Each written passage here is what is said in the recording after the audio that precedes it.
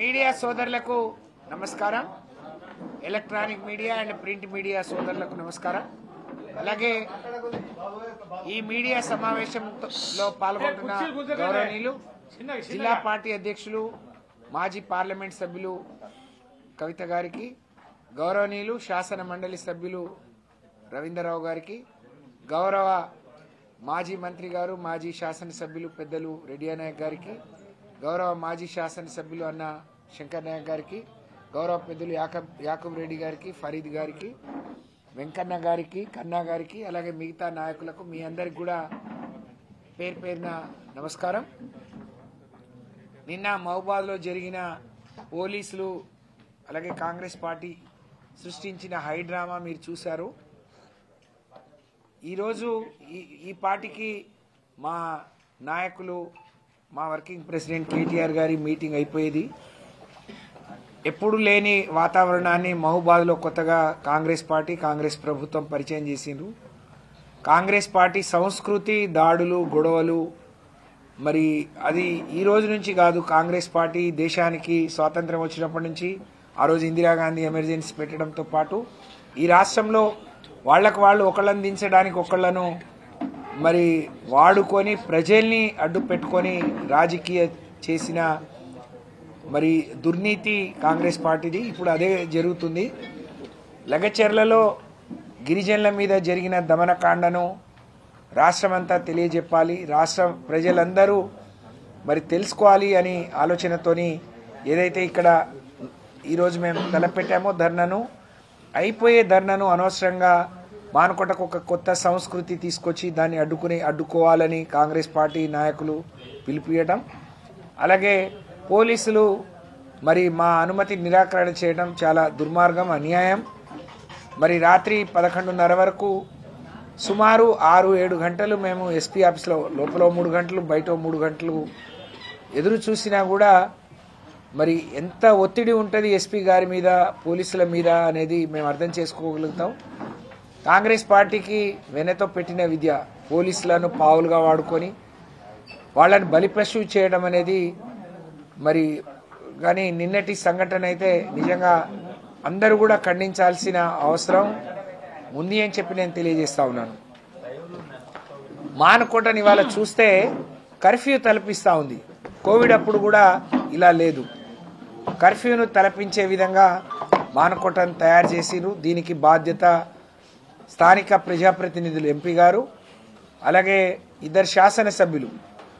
ఎవరైనా శాంతియుతంగా సభలు జరగాలని కోరుకోవాలి, కానీ మీరు రాళ్లతో కొట్టండి, అడ్డుపడండి, అడ్డుకోండి అని మాట్లాడటం దుర్మార్గం.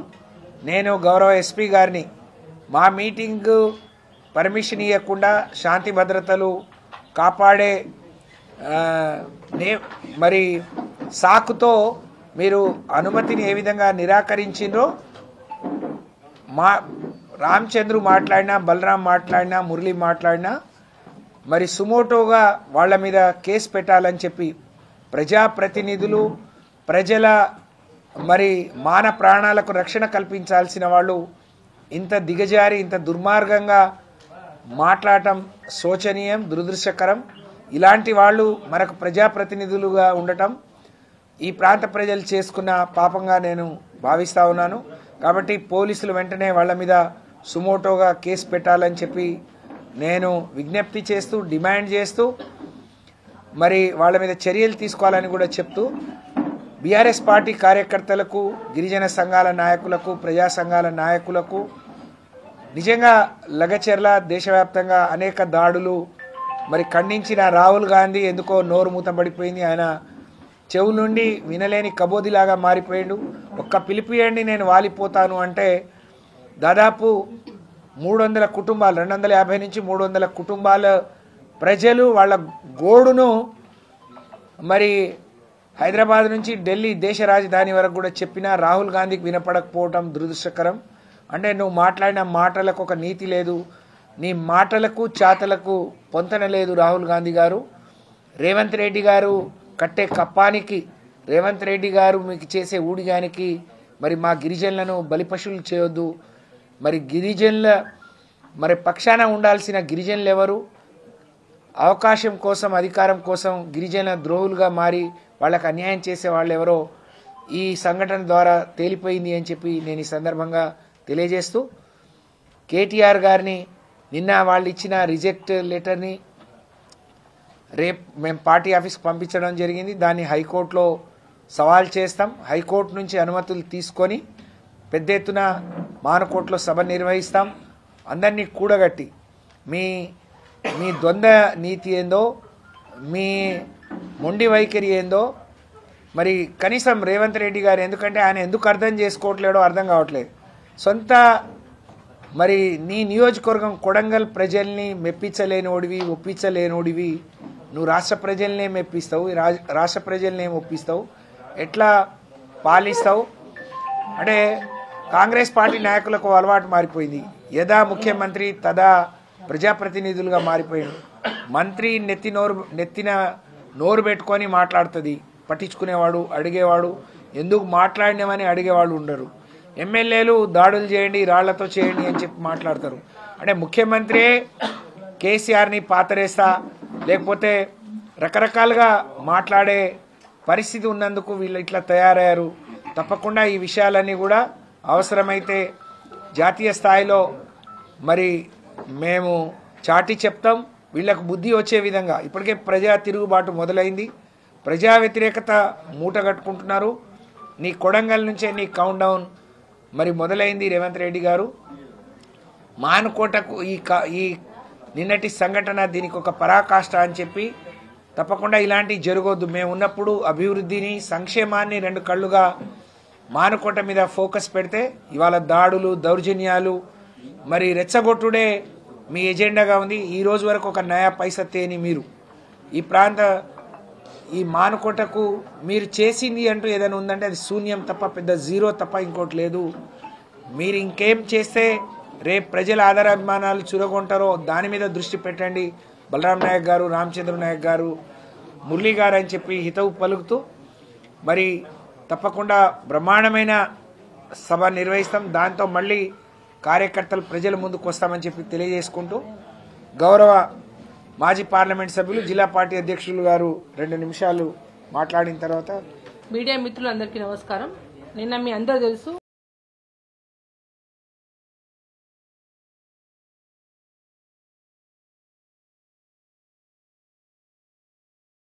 వాళ్ళందరికీ సంఘీభావం తెలిపాలి, వాళ్ళు మనోధైర్యం నింపాలనే ఉద్దేశంతో ప్రత్యేకంగా కూడా నిన్న ఇవాల్టి మహాధర్నా కార్యక్రమానికి గత 2 రోజుల నుంచి ఎస్పీ గారి దగ్గర ఇటు రవీంద్రరావు గారు అయితే మా పార్టీ నాయకులు అందరూ కూడా ప్రత్యేకంగా వారిని కలిసిన తర్వాత వారు కూడా చాలా సానుకూలంగా నిన్న మొన్న వారు కూడా మీ పనులు మీరు ఏర్పాట్లు చూసుకోండి, ఎటువంటి ఇబ్బంది ఏం లేదు, రెగ్యులర్ గా జరిగే ధర్నాలే కదా, దాంట్లో పెద్ద ఏం ఇబ్బంది లేని చెప్పి వారు స్వయంగా ఎస్పీ గారు మాకు మాట ఇచ్చిన తర్వాతనే ఆల్రెడీ మేము అన్ని గ్రామాల్లో కూడా సమాచారం ఇవ్వడం జరిగింది. ఇవాళ మహాధర్నా కార్యక్రమం ఉండే వాస్తవంగా కేటీఆర్ గారు ప్రత్యేకంగా ఇక్కడ రావడానికి కూడా కారణం కూడా మేము ఏదైతే మొన్న 3 రోజుల క్రితం ఢిల్లీలో ఏదైతే లగచర్ల గ్రామస్తులు, మా గిరిజన తండావాస్తులు, ఎస్సీ ఎస్టీ మహిళా కమిషన్ల దగ్గర వెళ్లి వాళ్ళకు మద్దతుగా ఎవరైతే వాళ్ళ కుటుంబాలను అరెస్ట్ చేసి వాళ్ళని జైల్లో వేయడం జరిగింది, వాళ్ళని వెంటనే విడుదల చేయాలా, వాళ్ళ భూములు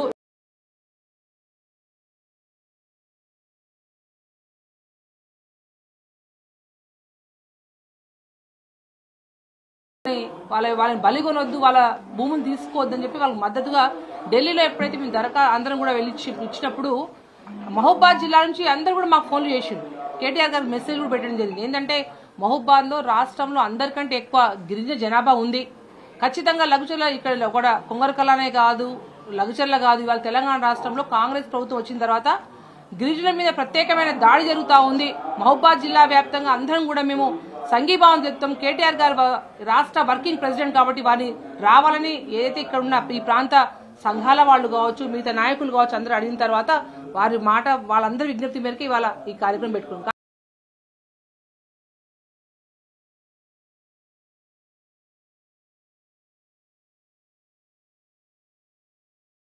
వాళ్ళ పోలీసు మీద అందరి మీద కూడా పూర్తి ఒత్తిడి తీసుకొచ్చి కూడా చివరి క్షణం నిన్న మీ అందరూ చూసిరు, రాత్రి 12 గంటల వరకు కూడా మీ అందరం 3 ఎమ్మెల్సీలు, ఒక రాజ్యసభ ఎంపీ, మాజీ ఎమ్మెల్యేలు అందరం కూడా ఎస్పీ క్యాంప్ ఆఫీస్ మీద కూర్చొని మేము అడిగిందే మేమేం తీవ్రవాదం కాదు, ఇక్కడ లేకపోతే ఏమైనా ఇక్కడ ఇటువంటి సంఘటనలు జరిగిన గొడవలు కావడానికి ఇటువంటి ఏం కాదు.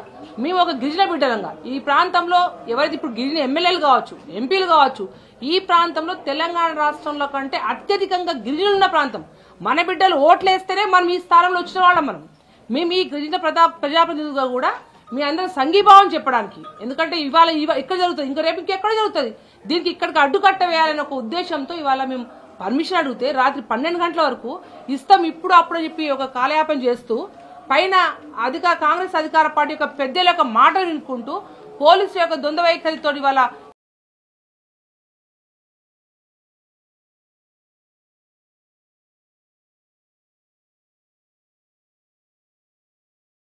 ఎటువంటి ఆటంకమైనా సరే ఈ మహబూబాద్ జిల్లా హెడ్ క్వార్టర్ లో కేటీఆర్ గారిని తెచ్చుడే గిరిజనులకు అయితే లగచర్ల గ్రామంలో 5 తండావాసులు 700 కుటుంబాల వారికి జరిగే అన్యాయాన్ని వాళ్ళకి అడ్డుకట్టి ఎటువంటి ఇబ్బంది లేకుండా వాళ్ళ మనోధైర్యం నింపడానికి ఈ మహబూబాద్ జిల్లా హెడ్ క్వార్టర్ లో ఇక్కడ అన్న గిరిజన ప్రాంతం అందరం అవసరం ఉంటే పార్టీల అత్యధికంగా ఇవాళ మీడియా ముఖంగా మీ అందరికి చెప్తా ఉన్నా, దయచేసి ఎవరైతే సంఘాల వారు మీరు రకరకాలుగా అడ్డుకుంటారు, ఎవరు అడ్డుకుంటారు అంటే మన గిరిజన భూములు ఎవరైతే తీసుకుంటున్నారో వాళ్ళకి సంఘీభావం చెప్తూ ఉంటే అటువంటి గిరిజనులను మీరు అడ్డుకుంటారు అంటే మీరు గిరిజనులకు అన్యాయం చేస్తున్నారా లేదా అన్యాయం చేస్తున్నారా లేదా అంటే మీరు చేసే పని ఏంది అంటే ప్రజాప్రతినిధి ఇక్కడ మాట్లాడుతూ ఉన్నారు ఏంది కేటీఆర్ కాస్త ఆడుతూ కొడతావు, ఎందుకు కొడతావు, కేటీఆర్ ఏమన్యాయం చేసినా కొడతాను,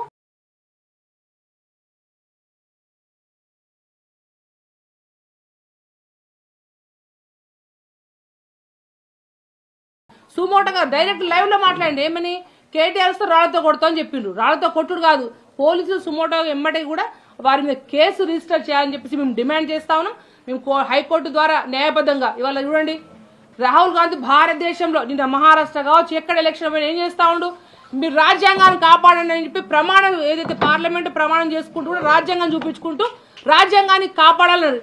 ఏమయ్యా రాహుల్ గాంధీ గారు మీ రాజ్యాంగం ఎటుపోయింది అంటే మీరు ఎలక్షన్స్ వచ్చినప్పుడేమో గిరిజనులను కాపాడతాం, రైతులను కాపాడతాం, అన్ని చేస్తాం, పేదలు చేస్తాం, ఇంద్రమ రాజ్యం ఇదేనా ఇంద్రమ రాజ్యం అంటే మీరు చేసే కార్యక్రమం ఇదేనా మీరు అంటే మీరు ఏదైతే రాజ్యాంగాన్ని కాపాడాలని పార్లమెంట్ లో రాజ్యాంగాన్ని చూపించుకుంటూ మాట్లాడుతున్నారో అదే రాజ్యాంగబద్ధంగా మేము అడుగుతా ఉన్నాం.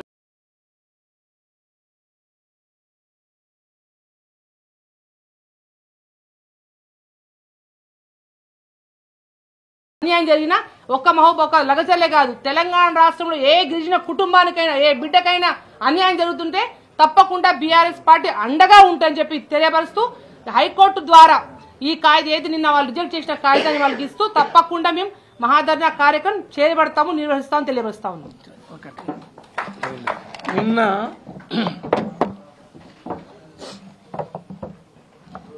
మొన్న మేము ఇక్కడ మహబాద్ జిల్లా కేంద్రంలో ధర్నా కార్యక్రమం ఏర్పాటు చేయాలని మేము ప్రోగ్రాం అనుకున్నాం. అందుకోసం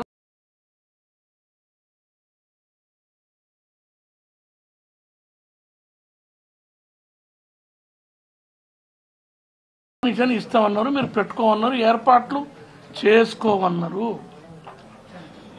నిజంగా వాళ్ళు ఆ రోజే చెప్పి ఉంటే మేము ఇంకోనాడైనా పెట్టుకుందాం. ఆ విధంగా ఏర్పాటు చేసుకోమని చెప్పేసి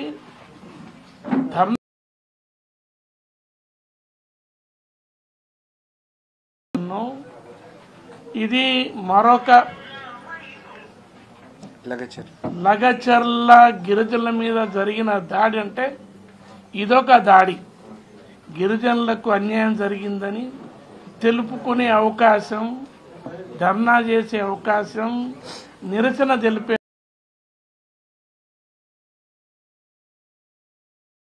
ప్రజాస్వామ్యబద్ధంగా ఎవరైనా ధర్నా కానీ నిరసన కానీ మీటింగ్ పెట్టుకొని వారి బాధలు చెప్పుకోవడం కానీ ఇది ప్రజాస్వామ్య హక్కు, భారత రాజ్యాంగం ఇచ్చిన హక్కు. అటువంటి రాజ్యాంగానికే అన్యాయం తూట్లు పొడిచే విధంగా నిన్న పర్మిషన్ ఇవ్వకపోవడం చాలా అన్యాయం. పోతే రేవంత్ రెడ్డి గారి నియోజకవర్గం కొడంగల్ లగచర్ల అనే గిరిజన గ్రామం కొడంగల్ నియోజకవర్గంలో ఉంది. ఆ గిరిజనుల ఓట్లతోనే రేవంత్ రెడ్డి గారు ముఖ్యమంత్రి అయినరు. అటువంటి చోట పేదలైనటువంటి గిరిజనులు, కనీసం సరైన బట్టలేనటువంటి గిరిజనులు, తిండి కూడా లేనటువంటి పరిస్థితి ఉన్న గిరిజనుల భూములు, వాళ్ళ తాతలు తండ్రులు ముత్తాతలు సంపాదించిన భూమిని గత 6-7 నెలల నుంచి వాళ్ళు ఎంబడిపడి బెదిరిస్తూ దౌర్జన్యం చేస్తూ తీసుకుంటామని చెప్పేసి ఎటువంటి ధర నిర్ణయం చేయకుండా, వాళ్ళను మెప్పియకుండా ఒప్పియకుండా సుమోటోగా తీసుకుంటాం అని చెప్పేసి కలెక్టర్ గారిని పంపిస్తే వాళ్ళు నిరసన తెలిపారు. వాళ్ళు చేసింది ఏంటి? దానికి తండా మీద పడి ఇండ్ల మీద పడి దౌర్జన్యం చేసి ఆడవాళ్ళు చిన్నలు పెద్దలు అనేది చూడకుండా ఆడవాళ్ళను తొక్కుతూ ఇంకా బట్టలు ఇప్పుతూ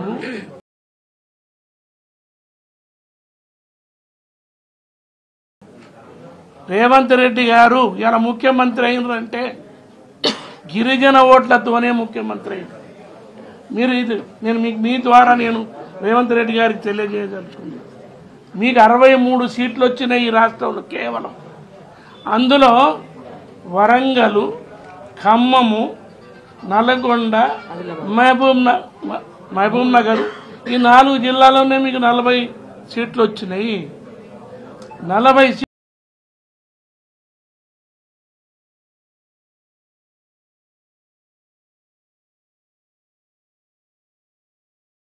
ఓట్లతోనే నువ్వు ముఖ్యమంత్రి అయినావు. అటువంటి గిరిజనుల మీద దౌర్జన్యం చేసి అదంతా మర్చిపోయి గిరిజనులను తొక్కేయాలి అనేటువంటి ఆలోచన దుర్బుద్ధితో ఇలా ముఖ్యమంత్రి గారు పరిపాలన చేస్తారు. నీ నియోజకవర్గంలో ఉన్న గిరిజనులను నువ్వు మెప్పలేకపోయినావు. నీ నియోజకవర్గంలో ఉన్న ప్రజలను నువ్వు మెప్పలేకపోతే ఈ రాష్ట్ర ప్రజలను ఎట్లా మెప్పిస్తావని మేము ప్రజలు అనుకుంటారు. ఇకనైనా కూడా నేను రేవంత్ రెడ్డి గారికి మనవి చేస్తున్నా, ఇకనైనా కళ్ళు తెరు. నువ్వు ప్రజలకు ఇచ్చిన ఏ ఒక్క హామీ పూర్తి చేయలేదు. అధికారంలోకి రావడానికి 100 హామీలు ఇచ్చినావు. 100 రోజుల్లో ఉన్ననే 13 హామీలు అమలు చేస్తానన్నావు. ఎన్ని అమలు చేసావు? ఒక్కటి కూడా సంపూర్ణంగా నువ్వు పూర్తి చేయలేదు. అటువంటిది ఇవాళ గిరిజనులను అన్యాయం చేద్దామని నువ్వు పూనుకుంటే ఎట్లా? ఇక పోతే లోకల్గా ఉన్న ఎమ్మెల్యేలు, ఇటు మహబాద్ ఎమ్మెల్యే కావచ్చు, అటు మా డోర్నకల్ ఎమ్మెల్యే కావచ్చు, మా ఎంపీ బలరాం నాయక్ గారు కావచ్చు, మీ ప్రాంతం గిరిజనులు మీకు ఓటు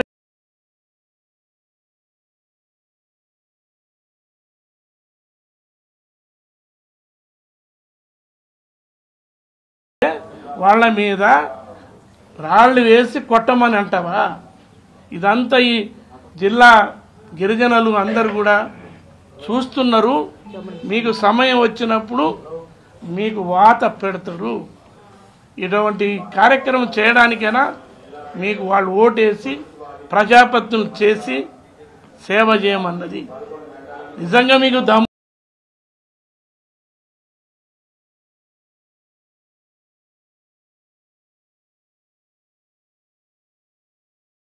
ప్రతి వర్గానికో హామీ ఇచ్చారు.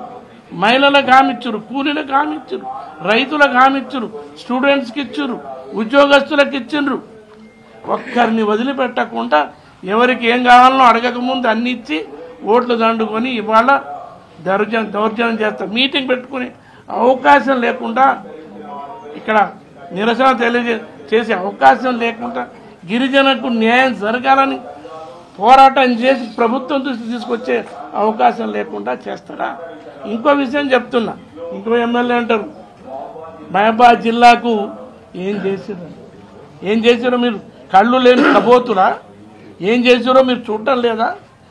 మహబాద్ డివిజన్గా ఉన్నటువంటి మహబాద్ను కేసీఆర్ గారు జిల్లా కేంద్రంగా చేసారు.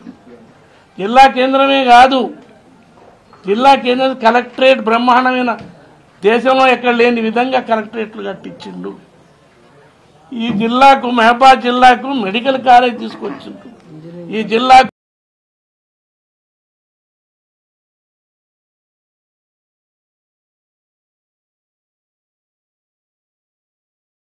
లేదా? మీరు వచ్చే సంవత్సరం అయింది, ఎక్కడైనా ఒక్క పని చేసిర్రా? ఒక్క రూపాయి పని చేసిర్రా? ఎక్కడైనా చేయకుండా పైనుంచి రాళ్లతో మీ మీద, కేటీఆర్ మీద వేస్తాం, బీఆర్ఎస్ నాయకుల మీద వేస్తాం, మీ మీద దాడి చేస్తాం. ముఖ్యమంత్రి గారేమో బుల్డోజర్లతో తొక్కిస్తామంటారు, ఈ ఎమ్మెల్యేలో రాళ్లతో దాడి చేస్తామంటారు. ఇందుకేనా మీకు ప్రజాసేవలు ఎన్నుకున్నది? కాబట్టి మేము దీన్ని తీవ్రంగా ఖండిస్తాం. ఈ ధర్నా ఇయ్యాల కాకపోతే రేపు కాకపోతే ఎల్లుండి తప్పగా జరిగి తీరుతుంది. అవసరం ఉంటే హైకోర్టు పోయి పర్మిషన్ తెచ్చుకొని తప్పగా నిర్వహిస్తాం. లగచర్ల గిరిజనుల యొక్క హక్కులు, వాళ్ళ భూములు పోకుండా మేము పోరాడతాం, కొట్లాడతాం. రాష్ట్రంలో ఏ గిరిజనికి అన్యాయం జరిగినా, ఏ దళితునికి జరిగినా, ఏ బలహీన వర్గాలకు జరిగినా కూడా తప్పగా ఇప్పటి నుంచి మేము ముందు ఉంటామని మీ ద్వారా తెలియజేస్తున్నాం.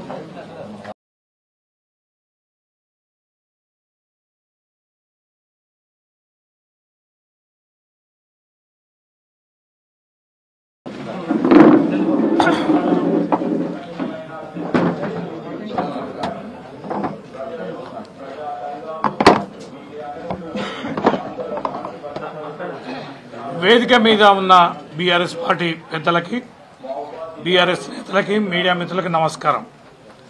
ఇప్పటివరకు చాలాసేపు గౌరవ సత్యవతి గారు, రెడ్డి నాయక్ గారు, కవిత గారు మాట్లాడారు. వాటన్నిటికీ జోలికి పోవాల్సిన అవసరం లేకుండానే సూటిగా ఒకటి రెండు మాటలు చూడండి. ఆడ మైక్ పెట్టి,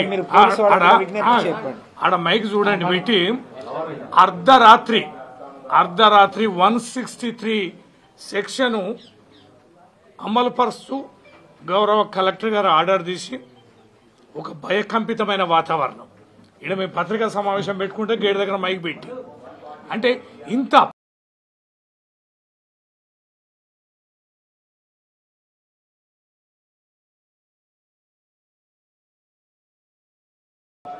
మేము ప్రచారాలు చేసుకోవద్దా, సమావేశాలు పెట్టుకోవద్దా, ప్రజాస్వామ్యం ఎక్కడానికి గొంతెత్తి అర్చిన రేవంత్ రెడ్డి ఇవాళ శాంతియుతంగా మహబూబాబాద్లో కేవలం ఒక ధర్నా కార్యక్రమం చేసుకుంటామంటే నువ్వు అనుమతి ఇవ్వలేదు. 2 రోజులు హైడ్రామా చేసినావు అంటే ఎంత భయపడుతున్నావు, ఎంత ఆందోళన చెందుతున్నావు. ఒక ఘటన ఎంత నిన్ను అతలాకుతలం చేసింది, లగచర్ల ఘటన అనేది అర్థమవుతుంది. ప్రజాక్షేత్రంలో అది ఎంత తీవ్రంగా పోతుందో భయపడుతున్నావు. మరి కేసీఆర్ గారి మొక్క పీకేస్తా, అది చేస్తానన్న మొనగాడివైతే ఈ చిన్న ధర్నా కార్యక్రమానికి ఎందుకే భయపడ్డావు? మా వెనక జనమే లేదు, ప్రభుత్వాల వ్యతిరేకతే లేదు, ప్రభుత్వం మీద వ్యతిరేకత లేదు. మొన్న వరంగల్లో మాట్లాడావు కదా, ఊకదంపుడు ఉపన్యాసాలు.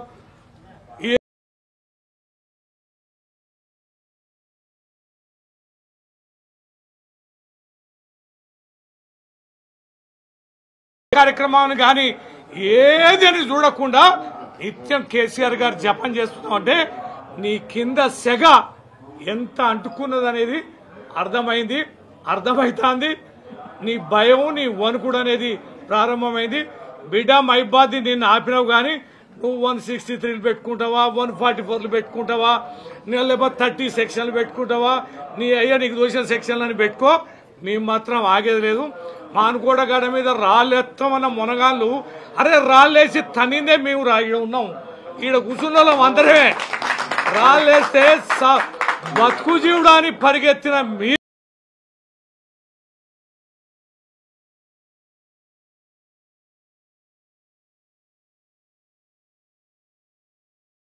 మాకు న్యాయస్థానాల మీద చాలా గౌరవం, నమ్మకం ఉంది. వెంటనే ఈరోజే హైకోర్టులో మేము దరఖాస్తు చేస్తున్నాం, కోర్టు పర్మిషన్ తీసుకుంటున్నాం.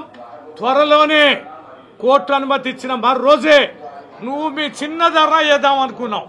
కానీ నీకు శనిగి శాటంతయి మైబాల ఎంత పెద్ద సభ జరుగుతుందో నువ్వు కొద్ది రోజుల్లోనే చూస్తావు. రేవంత్ రెడ్డి మానుకోట గడ్డ అనే దాని మీద నిప్పు పుట్టింది. ఈ సెగన్ ఈ హైదరాబాద్ దానిక పోతుంది. నువ్వు అధికారం కోల్పోయే రోజు, ముఖ్యమంత్రిగా దిగిపోయే రోజు. నిన్న మానుకోట పర్మిషన్ ఇవ్వకపోవడంతో, ధర్నాకు పర్మిషన్ ఇవ్వడంతో ఆరంభమైంది. లగచర్లని నియోజకవర్గాలు అంటుకుంటే మానుకోటలో లేచి యావత్ రాష్ట్రం అగ్నిగుండమై సంగతి తెలుస్తుంది బిడ్డ. సభ జరుగుద్ది, మేమేం ఆందోళన చెందడాలి.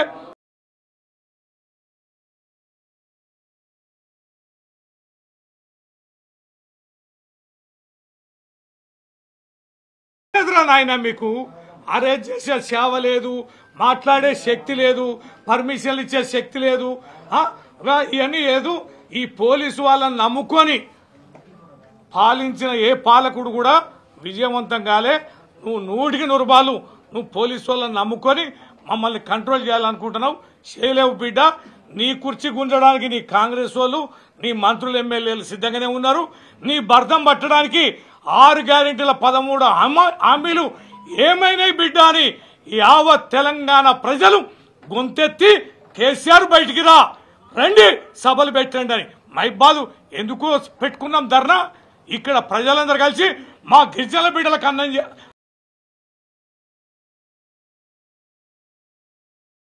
రెడ్డిది పెట్టు ధర్నా అంటే నేను ధర్నా కార్యక్రమం పెట్టినాం. అంతేగాని ఇది ఆవేశాన్ని పెంచినాం. రాజకీయంగా మాకు కలిసి వచ్చింది. ఇవాళ ప్రజలందరూ కూడా మంటతోటున్నారు. ఇవాళ 163 సెక్షన్ పెట్టినా కూడా వస్తామన్నారు. కేటీఆర్ రాకున్నా ఏం లేదు, మేము కూర్చుంటాం ధర్నా అంటే మేమే సముదాయించినాం. పెద్ద ఎత్తున ధర్నా కార్యక్రమం పెట్టుకున్నాం. కోర్టు అనుమతితోటని మేము సముదాయించి బతిలాడి ఇవాళ కార్యక్రమం ఆపుకున్నాం.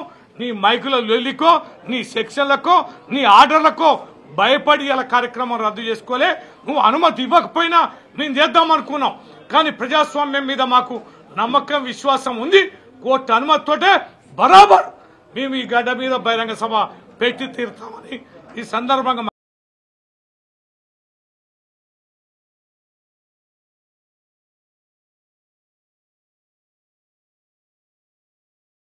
వ్యక్తులు, వ్యవస్థలు కూడా మరో కార్యక్రమానికి సిద్ధంగా ఉండాలని తెలియజేస్తున్నా. జై తెలంగాణ.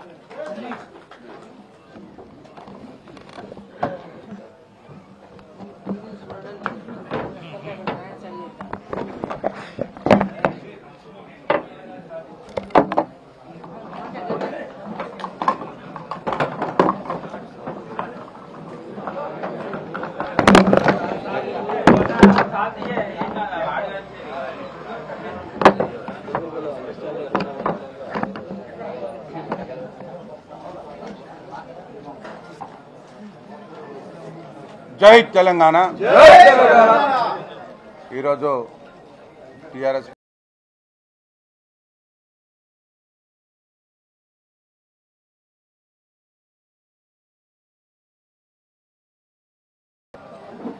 వేదిక పైన అధిరథ మహారాజులకి, పార్టీ శ్రేణులకి, ప్రతి ఒక్కరికి పేరు పేరున హృదయపూర్వక నమస్కారాలు. చాలా విషయాలు చాలా క్లుప్తంగా పెద్దలు మాట్లాడడం జరిగింది. వాటి జోలికి పోకుండా ఇప్పుడు ప్రజెంట్ ఎంపీ గౌరవ పెద్దలు బలరాం నాయక్ గారు, అలాగే గౌరవ విప్ డాక్టర్ రామచంద్ర నాయక్ గారు, డాక్టర్ మురళి గారు మాట్లాడిన మాటలపై నేను జస్ట్ వాళ్లకు క్లారిఫికేషన్, అసలు వాళ్ళు కళ్ళున్నాయా మరి కళ్ళుండి కబోదులా అనే దాని మీద మాట్లాడడం జరుగుతుంది. బలరాం నాయక్ గారు, రామచంద్ర నాయక్ గారు, మురళీ నాయక్ గారు దయచేసి 10 సంవత్సరాలు ఇక్కడ పరిపాలన జరిగింది. మన ప్రియతమ నాయకులు, బడుగు బలహీన వర్గాల ఆశాజ్యోతి, మనసున్న మహారాజు, జనహృదయ నేత బంగారు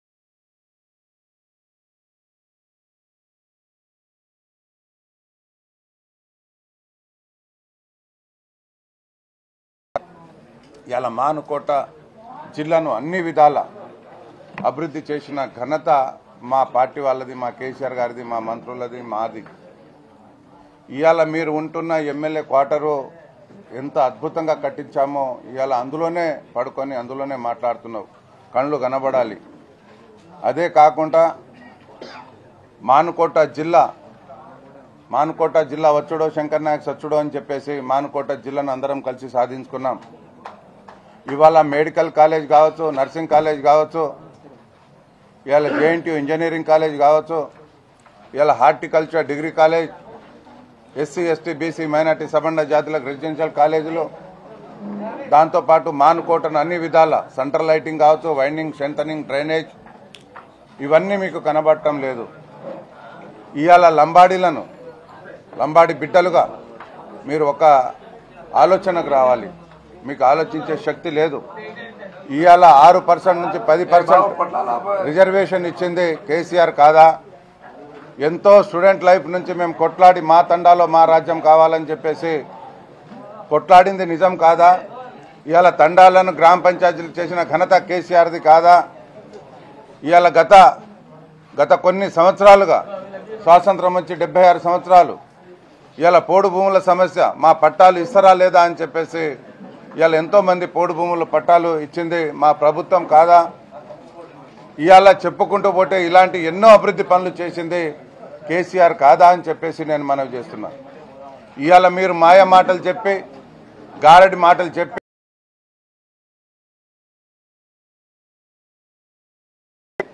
ఇలా 420 హామీలు ఇచ్చేసి ఒక్కటి కూడా నెరవేర్చకుండా ఇష్టం వచ్చిన భాష మాట్లాడుతున్నారు. ఇవాళ ఇంతకుముందు పెద్దలు అందరు మాట్లాడారు, బుల్డోజర్లతో తొక్కిస్తాం, కేసీఆర్ను అడ్రస్ లేకుండా చేస్తాం. నువ్వు అడ్రస్ లేకుండా పోతున్నావు, త్వరలోనే అది గుర్తుపెట్టుకోండి.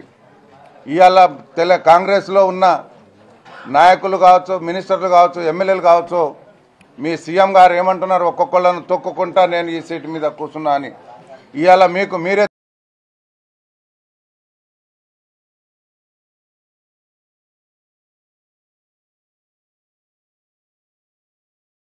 మన మీద మనం చూపెట్టలేదు. ఆంధ్రోళ్ళని తరిమి కొట్టినాం, ఆ రోజు పార్టీలో కాంగ్రెస్ పార్టీ వాళ్ళని తరిమి కొట్టినాం. అదంతా మర్చిపోయి ఇవాళ మేము ఏదో చేసినామేమో పొడిచినామని చెప్పేసి మాట్లాడుతున్నాం.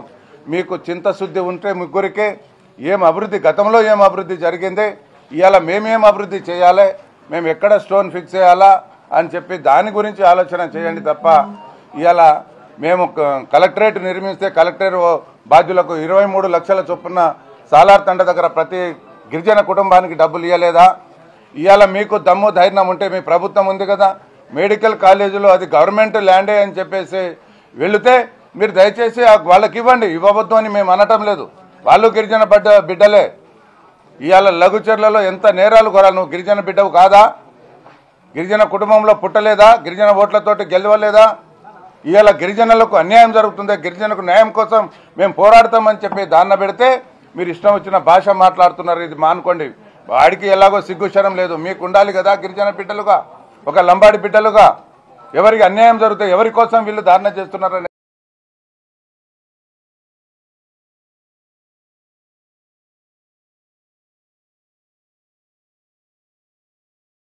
అయ్యా అబ్బకు పుట్టి ఉంటే నెహ్రూ సెంటర్లో ఈ భూమి కబ్జా చేశాడు అని చెప్పేసి నిరూపిస్తే నేను దేనికంటే దానికి సిద్ధం ఉంటా అని చెప్పేసి నేను మీ అందరికీ హెచ్చరిస్తున్నా. కనీసం సెన్స్ ఉండాలా, మాట్లాడడం కాదు.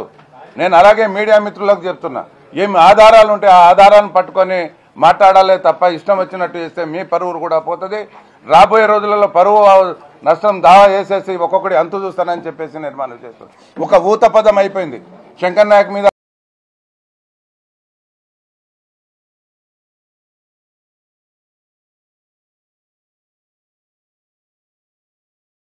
మాటలు మాట్లాడకూడదని చెప్పేసి నేను మనవి చేస్తున్నాను.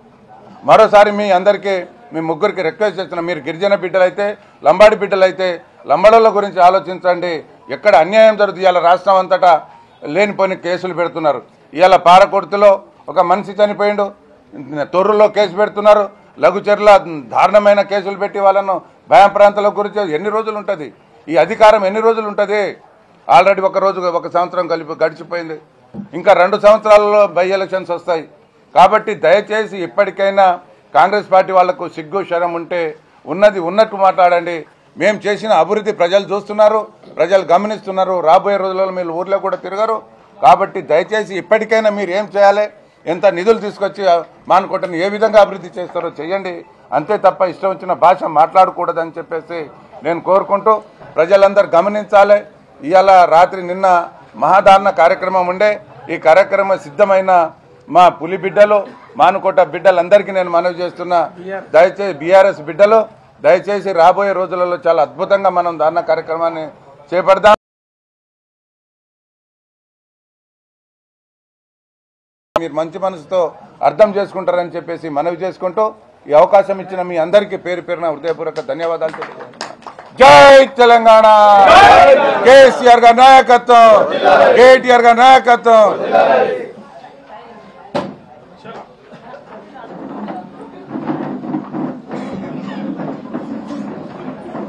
పార్టీ అధ్యక్షులు మాజీ పార్లమెంట్ సభ్యులు కవిత గారికి, గౌరవనీయులు శాసన మండలి సభ్యులు రవీంద్రరావు గారికి, గౌరవ మాజీ మంత్రి గారు, మాజీ శాసన